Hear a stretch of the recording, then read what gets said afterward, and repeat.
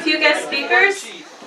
First, we're going to have John Mauro from a National Ataxia Foundation, and then we're going to have Laura and Caleb, two Westerly residents, with XLHD.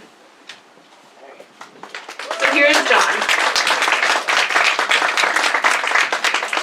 Hi, thank you everybody for coming tonight. And the first thing I really want to thank Abigail for really putting this on. And if you've ever been involved in putting on an event, it's an extreme undertaking. And so I give her credit. She went to school, she arranged it, many emails were sent, and so she pulled it off, and I think that she really needs it.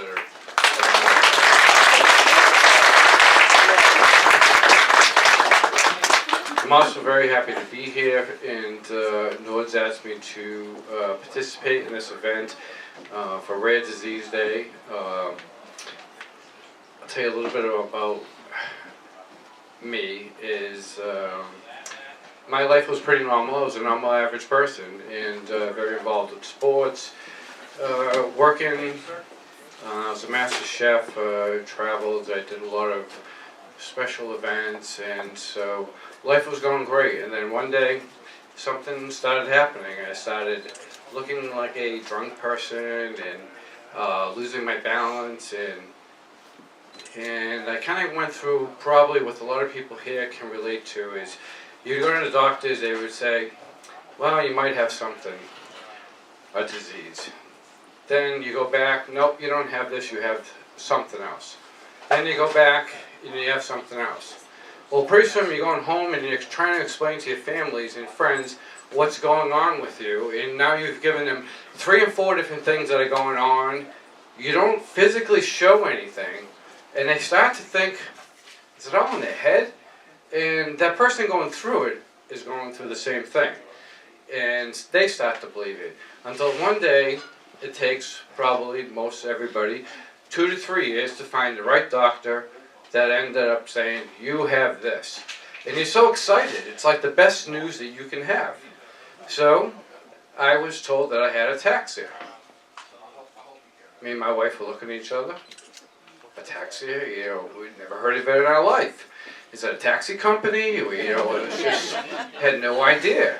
So we looked up on the internet and we're scouring for information. And God, she would be on the computer, I'd be watching a movie, because I was just happy with learning it just had ataxia. I didn't know what it meant. I really didn't care. And she'd be at the computer going, oh. And I'm like, oh what? Oh, listen to this. And I'm like, so listen to it, sounds like the exact symptoms, This person doesn't live longer than a year. And I'm like, okay. So she's like, oh. And I'm like, well, you stop looking at that internet. I'm like, because you will find whatever you don't want to know is on there. You will find the accurate information. You'll find whatever you want to read until, you'll drive yourself nuts. And so we found the National Ataxia Foundation, which kind of fit me. We went to an annual conference. It was a life changer for me. And I think in most people in this room that have many different rare diseases, when you finally find that organization that has that is the disease that you belong to, and you attend for the first time, is probably the best, because you find one place you finally fit. You don't have to explain yourself because other people are going through the same thing. So the little quirks that I have is cognitive, things. I forget where I am in my speech, or I forget things, or it's a balance, it's a coordination, it affects your speech. I'm very lucky because most people with ataxia are already in wheelchairs. They cannot speak, they cannot move their arms. It's a very debilitating disease. So you go through doctors, and it took you a long road to get there.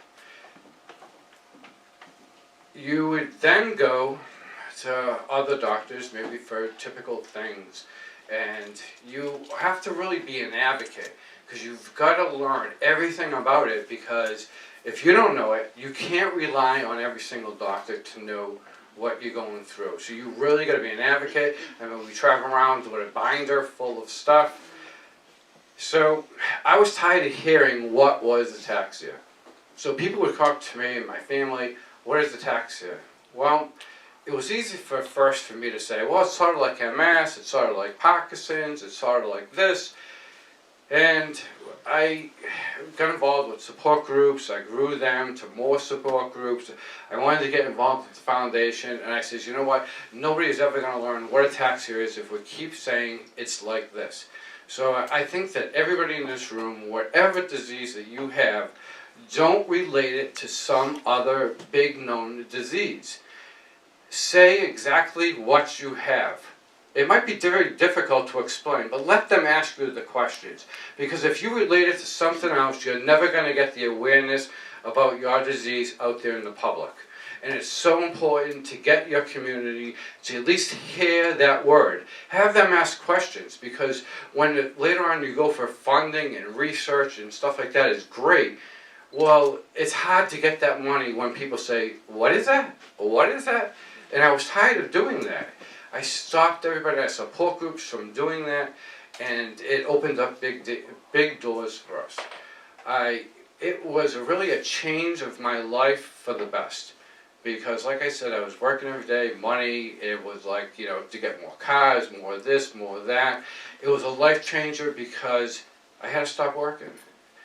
And it wasn't the end of my life. It was probably the change of my life, where I got then to really get out and to work with people, to help people, to motivate people to keep going.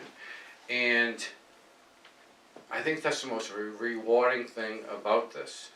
I got so involved with the foundation that I wanted to be on the board. And I wanted to be in charge of every single committee, because I just was going to take this beyond what it ever was. It was Ataxia's been around for 1957, and I was going to grow it faster than it had ever been. I mean, it's a lot difficult now knowing, you know, how to do it, but my intentions were that, you know, I'm going to get everybody to know it. Well, what I did here in the New England, and I live right outside of Boston, so my first step to get the public aware of it was to pass legislation through the state to make September 25th National Ataxia Awareness Day. It was a day that we recognize it all over the world.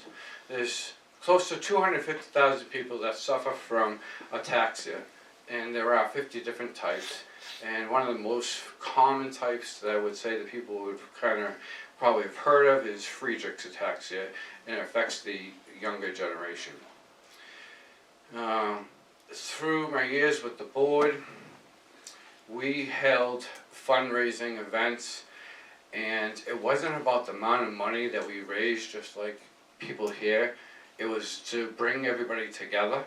It to cause awareness, and without awareness, you'll never get funding. So awareness and education is so important. And anybody with a disease, there is so much that you can do.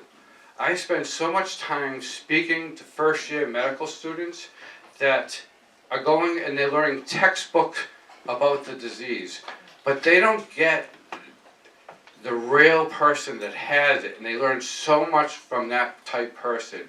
And you might inspire one of them to take that up in research when they postgraduate. And in my case, there was a girl that was a first-year medical student when I first got diagnosed. She came, she wanted to test me with these stupid little tests, and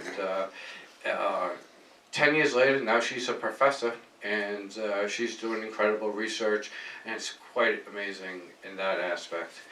I was the type of person that never took no. Don't ever tell me no, because that is telling me yes to go do it.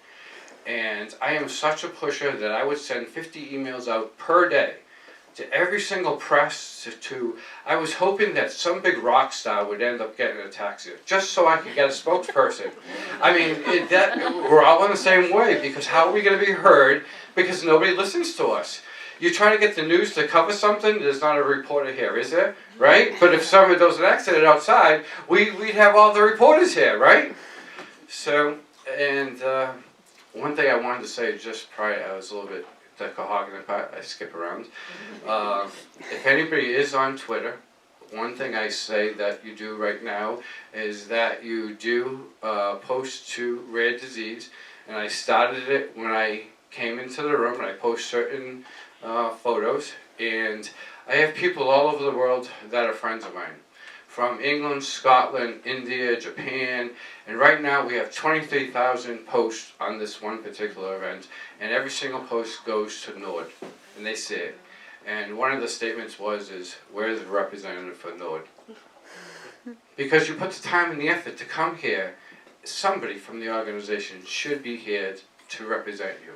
I know my foundation will love me saying that, because we have many different fundraisers, and I truly believe that somebody from the foundation should be at every single one of those events to support everything that she's gone through to put this on, so she feels that she's as important for actually doing this. It's going to make her go 10 steps further to have somebody to show up like that.